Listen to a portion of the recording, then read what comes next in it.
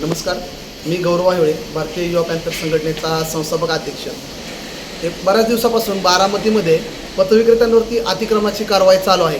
त्या कारवाईबाबत अनेक वेळा पत्रव्यवहार झाले, आंदोलन झाले, मोर्चा झाला. अनुसूचित जाती जमाती आयोगाने त्याची दखल घेतली. राज्याचे उपमुख्यमंत्री अजित पवार यांना बारामतीमध्ये पथविक्रेत्यांसमवेत आम्ही घेराव घातला होता. त्यानंतर ती कारवाई थोड्या वेळ स्थगित झाली होती, परंतु जे बारामती नगरपालिकेचे मुख्य अधिकारी आहेत हे कोणाचंही ऐकताना दिसत नाही. त्यातच आता सध्याचं 4-5 दिवसापूर्वी राज्याचे उपमुख्यमंत्री अजितदादा पवार हे बारामतीमध्ये आले होते.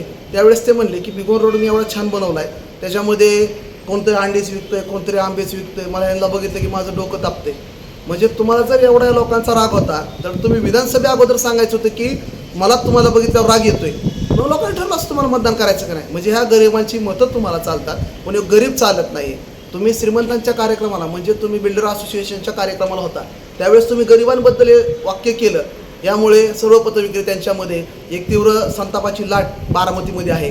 कारण फक्त गरिबांवरतीच कारवाई चालू आहे. अनधिकृत इमारतींना पाठबळ हा CO देत आहे, त्यावेळेस कारवाई होत नाही.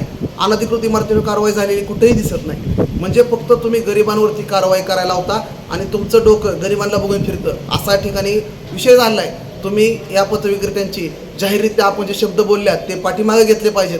कारण तुम्ही राज्याचे उपमुख्यमंत्री आहात. तुम्ही समानतेने गरीब पण तेवढाच, श्रीमंत पण त्याच समानतेच्या भावनेमध्ये तुम्ही धरला पाहिजे. हे तुम्ही ज्या संविधानिक पदावरती आहात ते तुम्हाला ह्याच गरीब लोकांमुळे मिळालं नाही. ह्या लोकांनीच तुम्हाला मतदान केलं आहे.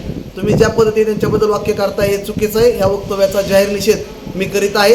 येत्या काळात या विषयासंदर्भात आम्ही तीव्र स्वरूपाचं आंदोलन बारामतीमध्ये करणार आहोत. जय हिंद, जय महाराष्ट्र.